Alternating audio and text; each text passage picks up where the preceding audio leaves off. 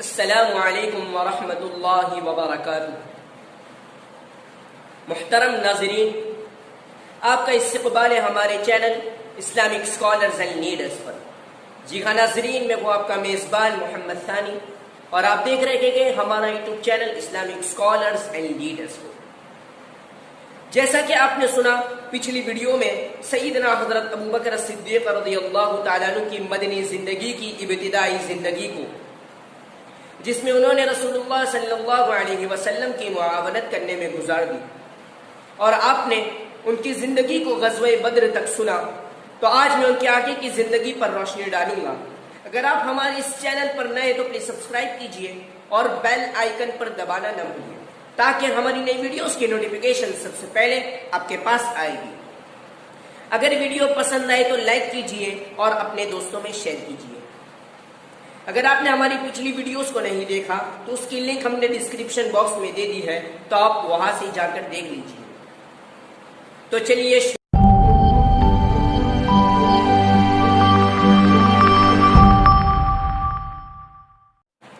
بسم اللہ الرحمن الرحیم۔ محترم ناظرین، آپ نے پچھلی ویڈیو میں سنا سیدنا حضرت ابوبکر صدیق رضی اللہ تعالیٰ عنہ کی مدنی زندگی کی ابتدائی زندگی کو، جس میں انہوں نے رسول اللہ صلی اللہ علیہ وسلم کی معاونت کرنے میں گزار دی، اور ہجرت کے وقت آپ صلی اللہ علیہ وسلم کے رفیق سفر رہے۔ اس ویڈیو میں غزوہ بدر تک ان کی زندگی کو پیش کیا گیا، تو آج ان کے آگے کی زندگی پر روشنی ڈال رہا ہوں۔ جب غزوہ بدر میں مسلمانوں کو فتح حاصل ہوئی اور کفار مکہ شکست خوردہ ہوئے، تو وہ اس شکست کا بدلہ لینے کے لیے بڑے پیمانے پر تیاریاں شروع کر دی۔ شاعروں نے اپنے کلام کے ذریعے سے لوگوں کو ابھارا۔ حضرت عباس رضی اللہ تعالیٰ عنہ اگرچہ انہوں نے اسلام قبول کر لیا تھا، لیکن جاسوسی کے طور پر وہ مکہ ہی واپس لوٹ گئے تھے، تو انہوں نے آپ صلی اللہ علیہ وسلم کو ایک تیز رفتار قاصد کے ذریعے سے ان کفار مکہ کی تیاریوں سے آگاہ کر دیا۔ کفار مکہ جبل احد پر خیمہ ڈالے پڑے تھے۔ آپ صلی اللہ علیہ وسلم 700 جانشینوں کے ساتھ جبل احد کے پشت پر پہنچ کر صفیں آراستہ کرتے ہیں۔ جب عام جنگ شروع ہوتی ہے تو حضرت حمزہ، حضرت علی اور حضرت ابو دجانہ رضی اللہ تعالیٰ عنہ مجمعین اس بے جگری سے لڑتے ہیں کہ دشمنوں کی صفوں میں گھس کر ان کی صفیں پلٹ کرتے ہیں۔ کفار کے بڑے بڑے فوجوں کے پاؤں اکھڑ جاتے ہیں اور وہ میدان چھوڑ کر بھاگنے لگتے ہیں، تو مسلمان مال غنیمت حاصل کرنے کے لیے وہ جمع ہو جاتے ہیں، اور کفار کا ایک دستہ جو جبل احد پر ہوتا ہے وہ دیکھتا ہے کہ میدان خالی ہوتا ہے، تو ایک بار کی ایسا حملہ کرتا ہے کہ مسلمان فوجیوں کے پاؤں اکھڑ جاتے ہیں، اور ایسا زور کا حملہ کرتے ہیں کہ بہت سارے صحابہ شہید ہو جاتے ہیں۔ عام افراتفری میں کسی نے خبر اڑا دی ہوتی ہے کہ آپ صلی اللہ علیہ وسلم شہید ہو گئے ہیں، تو حضرت عمر رضی اللہ تعالیٰ عنہ جیسے شجاع اور بہادر کا دل تڑپ اٹھتا ہے، مگر آپ صلی اللہ علیہ وسلم میدان کے ایک گوشے میں اپنے چند جانباز ساتھیوں کے ساتھ کھڑے ہوتے ہیں۔ ان میں سے حضرت ابوبکر صدیق رضی اللہ تعالیٰ عنہ بھی ہیں۔ قریش کا ایک دستہ تیر برسا لگا ہوتا ہے، آپ صلی اللہ علیہ وسلم گردن اٹھا اٹھا کر دیکھتے گئے، تو حضرت ایک صحابی آپ صلی اللہ علیہ وسلم کو کہتے ہیں، آپ پر میرے ماں باپ قربان ہو، آپ گردن نہ اٹھائیے، دشمن تیر برسا رہے ہیں، میرا سینہ ان کے نشانے کے لیے تیار ہے۔ پھر وہ تھوڑی دیر کے بعد زخمی ہو جاتے ہیں، پھر آپ صلی اللہ علیہ وسلم کو پہاڑی پر لے جایا جاتا ہے۔ ابو سفیان بھی وہاں پہنچ جاتا ہے اور کہنے لگتا ہے، کیا تم میں محمد صلی اللہ علیہ وسلم موجود ہے؟ آپ صلی اللہ علیہ وسلم کہتے ہیں کہ اسے کوئی جواب نہ دو۔ پھر کہتا ہے کہ ابوبکر رضی اللہ تعالیٰ عنہ موجود ہے، پھر آپ صلی اللہ علیہ وسلم فرماتے ہیں اسے کوئی جواب نہ دو۔ پھر کہتا ہے حضرت عمر فاروق رضی اللہ تعالیٰ عنہ ہے، مسلمانوں کی طرف سے کوئی جواب نہیں ملتا ہے، تو وہ کہتا ہے یہ سب لوگ قتل ہو گئے۔ اگر یہ زندہ ہوتے تو میری بات کا جواب دیتے، مگر حضرت عمر رضی اللہ تعالیٰ عنہ اپنے جذبات پر قابو نہ پا سکے اور بے اختیار چلا اٹھے، کذبت یا عدو اللہ ابقى اللہ علیک ما یخزیک، اے اللہ کے دشمن تو نے جھوٹ بولا، اللہ نے تجھے ذلیل و خوار کرنے کے لیے انہیں ابھی زندہ رکھا ہے۔ ناظرین، غزوہ احد کے تمام منظرنامے سے یہ بات ثابت ہوتی ہے کہ مشرکین کے لیڈر ابو سفیان کو اس بات کا اعتراف تھا کہ اسلام کے اساس اور بنیاد نبی صلی اللہ علیہ وسلم، حضرت عمر، حضرت ابو بکر صدیق رضی اللہ تعالی عنہما ہیں۔ جب غزوہ احد سے مشرکین فارغ ہوتے گئے اور وہ مکہ کی طرف لوٹتے گئے، انہیں راستے میں خیال آتا ہے ہم نے تو ایک سنہرا موقع ضائع کر دیا، ابھی مسلمان شکست خوردگی کی وجہ سے بے حوصلہ اور خوف زدہ ہے، کیوں نہ ہم مدینہ پر پھر سے حملہ کر دیں اور چڑھائی کر دیں، یہ اسلام کا پودا مدینہ میں بھی کافور ہو جائے۔ حضرت آپ صلی اللہ علیہ وسلم کو اندیشہ ہوتا ہے کہ کفار مکہ حملہ کرنے آ رہے ہیں، تو آپ صلی اللہ علیہ وسلم نے صحابہ کو لڑنے پر آمادہ کیا، تو آپ کی اس ارشاد پر صحابہ نے لبیک کہا۔ سیدہ عائشہ صدیقہ رضی اللہ تعالیٰ عنہ بیان کرتی ہے کہ میں نے عروہ بن زبیر رضی اللہ تعالیٰ عنہ سے کہا، اے میرے بھانجے، کیا آپ کے ابو زبیر اور آپ کے نانا حضرت ابو بکر صدیق رضی اللہ تعالیٰ عنہ انہی میں سے گئے جن کا اللہ تعالیٰ نے اس آیت میں تذکرہ کیا ہے؟ الذين استجابوا لله والرسول من بعد ما اصابهم القرح للذين احسنوا منهم واتقوا اجر عظيم، وہ جنہوں نے اللہ اور اس کے رسول کے حکم کو مانا پھر انہیں زخم پہنچا اور ان میں سے انہوں نے نیکی کی اور متقی بنے، بہت بڑا اجر ہے۔ واقعہ یہ ہوا کہ آپ صلی اللہ علیہ وسلم کو غزوہ احد کے دن تکلیف پہنچی اور آپ صلی اللہ علیہ وسلم کو اندیشہ ہوا کہ کفار مکہ حملہ کرنے آ رہے ہیں، تو آپ صلی اللہ علیہ وسلم نے اپنے صحابہ سے فرمایا من يذهب في سرهم، کون ان کے تعاقب میں جائے گا؟ تو آپ کے اس ارشاد پر 70 صحابہ نے لبیک کہا، ان میں سے حضرت ابو بکر اور حضرت زبیر رضی اللہ تعالی عنہما ہیں۔ صلح حدیبیہ کے وقت آپ صلی اللہ علیہ وسلم 1000 سے زیادہ صحابہ کے ساتھ روانہ ہوتے ہیں،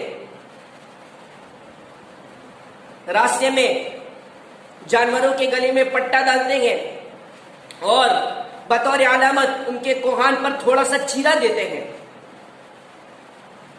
پھر آپ صلی اللہ علیہ وسلم خزاعہ قوم میں سے ایک جاسوس کو روانہ فرماتے ہیں تاکہ وہ قریش کی خبر لائے، پھر وہ آپ صلی اللہ علیہ وسلم کا جاسوس جاتا گیا اور آپ صلی اللہ علیہ وسلم چلتے گئے یہاں تک کہ غدیر الاشتات نامی جگہ پر پہنچتے گئے اور آپ کا جاسوس بھی آ جاتا ہے اور وہ خبر دیتا ہے کہ کفار نے بڑے پیمانے پر تیاریاں کر دی گئے اور آپ کو بیت اللہ آنے نہیں دیں گے۔ تو آپ صلی اللہ علیہ وسلم صحابہ سے کہتے گئے اشیروا ایھا الناس علی ترون ان امیل الى عیالکم وزراریکم هؤلاء الذين يريدون ان يصدون عن البيت فيأتون كان الله عز وجل قد قطع عينا من المشركين وإلا تركناهم محرومين۔ لوگوں مجھے مشورہ دو کہ کیا میں کفار کے اہل و عیال پر جو ہمیں اللہ کے گھر سے روکنا چاہتے ہیں چڑھائی کر دوں؟ اگر وہ ہم سے لڑنے آئے جس طرح اللہ تعالیٰ نے ہمارے جاسوس کو مشرکین کے شر سے بچا لیا تو وہ ہمیں بھی بچا لے، اگر وہ ہمارے مقابلے پر نہ آئے تو ہم انہیں ایک ہاری ہوئی قوم جان کر چھوڑ دیں گے۔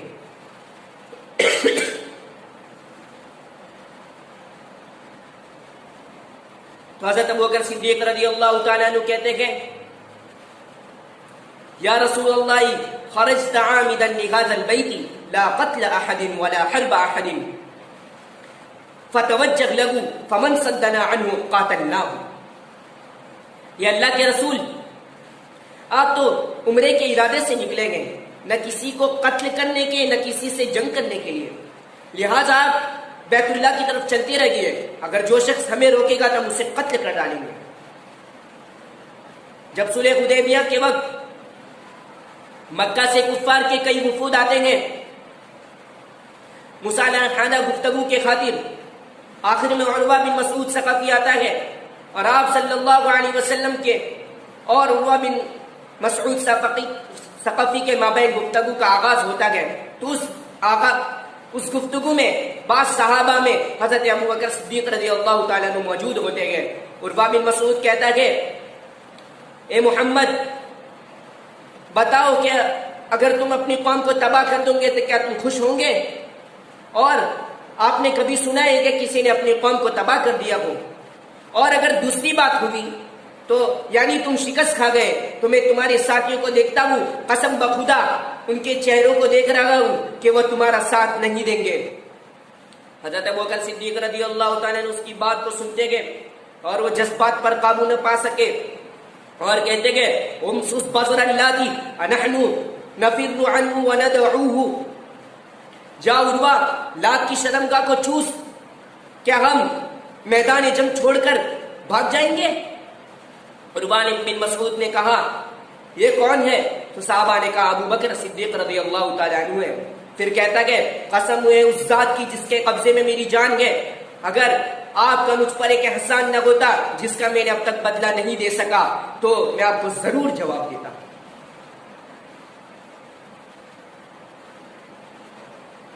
سن ہجری 6 کے اواخر یا سن ہجری 7 کے شروع میں غزوہ خیبر کا معرکہ پیش آتا ہے۔ خیبر نامی جگہ یہ عرب کے اندر ایک مشہور قوم یہودیوں کا سب سے بڑا مرکز تھا جو متعدد قلعوں پر مشتمل تھا۔ تو آپ صلی اللہ علیہ وسلم نے ہر قلعے کو فتح کرنے کے لیے متعین دستے تیار کیے تھے اور ہر ایک دستے کے لیے ایک امیر مقرر کیا تھا۔ چنانچہ قلعہ قموس کا امیر حضرت ابو بکر صدیق رضی اللہ تعالیٰ عنہ کو بنایا جاتا ہے اور یہ قلعہ قموس ایک عرب پہلوان مرحب کے زیر سرکردگی میں تھا۔ تو حضرت ابو بکر صدیق رضی اللہ تعالیٰ عنہ اس پر حملہ کرتے گئے مگر وہ فتح نہیں ہوتا۔ تو آپ صلی اللہ علیہ وسلم دوسرے دن حضرت عمر کو امیر بناتے گئے، پھر ان سے بھی نہیں فتح ہوتا۔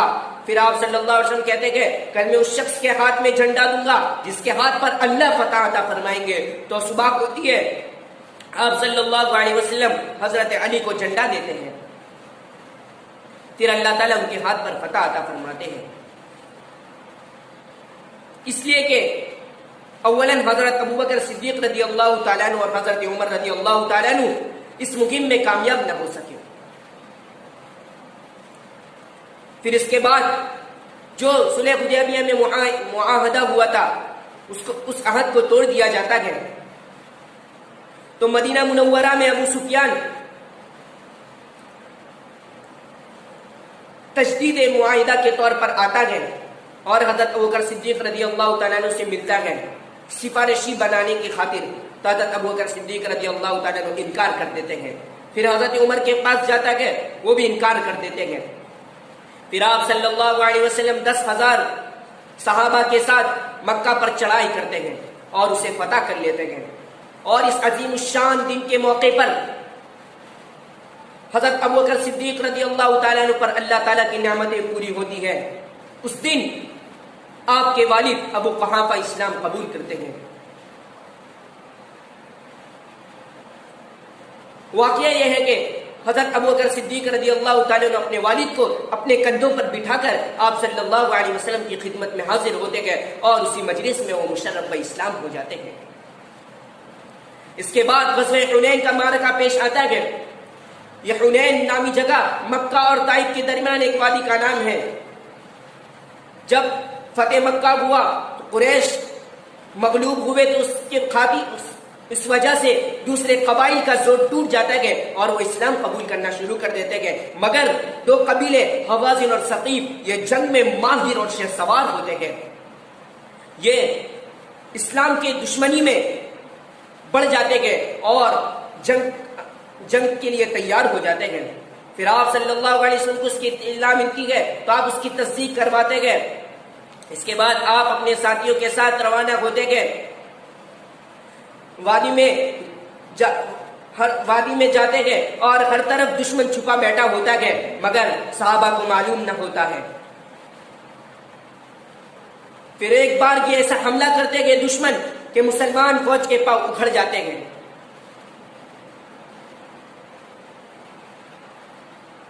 اور آپ صلی اللہ علیہ وسلم ایک اونٹنی پر بیٹھے، ایک سواری پر بیٹھے دائیں جانب جھکے ہوتے گئے اور ایک اونٹ دوسرے اونٹ پر گرے جا رہے ہوتے گئے اور ہر ایک کو اپنے دوسرے ساتھی کی خبر نہیں ہوتی.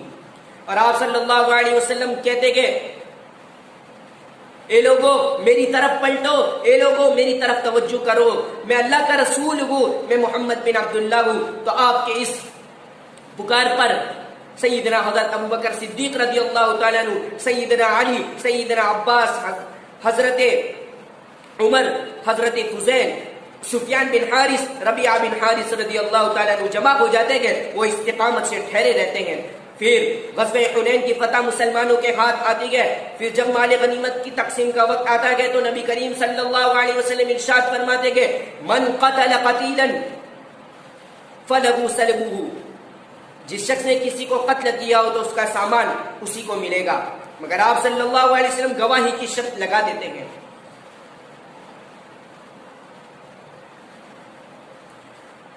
اس وقت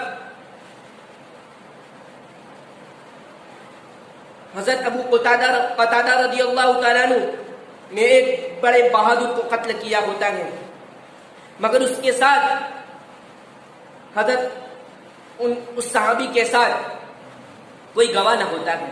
تو آپ خدمت نبوی میں حاضر ہو کر یہ مسئلہ پیش کرتے ہیں. اس وقت آپ کے ساتھ صحابہ بھی موجود ہوتے گئے تو ایک صحابی کہتے گئے ہاں ان کا سامان، ان کا متروکہ میرے پاس ہے. تو آپ صلی اللہ علیہ وسلم سے کہتے گئے آپ وہی سامان مجھے ہی دے دیجئے، یعنی ابو قتادہ کو نہ دیجئے. تو حضرت ابوبکر صدیق رضی اللہ تعالیٰ عنہ کہتے گئے لا واللہ اذا لا يعمد الى اسد من اسد اللہ يقاتل عن اللہ ورسولہ صلی اللہ علیہ وسلم، يقاتل عن اللہ ورسولہ صلی اللہ علیہ وسلم. نہیں، اللہ کی قسم، اللہ کا ایک شیر جو نبی کریم صلی اللہ علیہ وسلم اللہ کی خاطر لڑتا گئے تو آپ صلی اللہ علیہ وسلم ایسا نہیں کریں گے کہ اس کا سامان اسی کو دے دے. تو آپ صلی اللہ علیہ وسلم کہتے گئے صدقہ فاعطاہ. حضرت ابوبکر صدیق رضی اللہ تعالیٰ عنہ نے سچ کہا. پھر آپ صلی اللہ علیہ وسلم اس سامان کو ابو قتادہ رضی اللہ تعالیٰ عنہ کو دے دیتے ہیں. پھر اس کے بعد غزوہ تبوک کا وقت آتا ہے، وہ نہایت کٹھن اور دشوار راستہ ہوتا ہے. تو آپ صلی اللہ علیہ وسلم نے لوگوں کو انفاق فی سبیل اللہ پر ابھار اور ترغیب دلائی، کیونکہ مقابلے میں مد مقابل دشمنوں کی تعداد کثرت سے ہوتی ہے. تو اس وقت حضرت ابوبکر صدیق رضی اللہ تعالیٰ عنہ نے جو کردار پیش کیا اس سے تاریخ عاجز ہے، اس کی مثال دینے سے عاجز اور قاصر ہے. واقعہ یہ ہوا کہ حضرت عمر فاروق رضی اللہ تعالیٰ عنہ نے دل میں ارادہ کیا آج تو میں سیدنا حضرت ابوبکر صدیق رضی اللہ تعالیٰ عنہ سے آگے بڑھ جاؤں گا. تو حضرت عمر فاروق رضی اللہ تعالیٰ عنہ اپنا نصف مال لے کر حاضر ہو جاتے ہیں. اور آپ صلی اللہ علیہ وسلم کہتے ہیں اپنے گھر والوں کے لیے کیا چھوڑا؟ تو حضرت عمر فاروق کہتے ہیں اسی کے بقدر میں نے اپنے گھر والوں کے لیے مال چھوڑا ہے. پھر حضرت ابوبکر صدیق رضی اللہ تعالیٰ عنہ آتے ہیں اور آپ صلی اللہ علیہ وسلم کہتے ہیں اپنے گھر والوں کے لیے کیا چھوڑا؟ تو حضرت ابوبکر صدیق رضی اللہ تعالیٰ عنہ کیا کہتے ہیں میں نے اپنے گھر والوں کے لیے اللہ اور اس کے رسول کے لیے چھوڑا ہے. پھر حضرت عمر رضی اللہ تعالیٰ عنہ کہتے ہیں میں کبھی بھی ان سے سبقت نہیں لے جا سکتا. یہاں محترم ناظرین، یا اختصار کو مد نظر رکھتے ہوئے ہم نے ان کی زندگی کے چند پہلوؤں کا ذکر کیا گیا. حضرت ابوبکر صدیق رضی اللہ تعالیٰ عنہ نے دیگر غزوات اور سرائے میں بھی شرکت کی تھی. ناظرین، یہ تھی ان کی مدنی زندگی کی غزوی زندگی، جس میں انہوں نے رسول اللہ صلی اللہ علیہ وسلم کی صحبت اختیار کرنے میں گزار دی اور انفاق کی سبیل اللہ میں جو کردار پیش کیا اس سے تاریخ انسانی مثال دینے سے عاجز اور قاصر ہے. اگر آپ ہمارے اس چینل پر نئے تو پلیز سبسکرائب کیجیے اور بیل آئیکن پر دبانا نہ بھولیے تاکہ ہماری نئی ویڈیوز کی نوٹیفکیشن سب سے پہلے آپ کے پاس آئے گی۔ اگر ویڈیو پسند آئے تو لائک کیجیے اور اپنے دوستوں میں شیئر کیجیے۔ میں ہوں آپ کا میزبان محمد ثانی۔ السلام علیکم ورحمۃ اللہ۔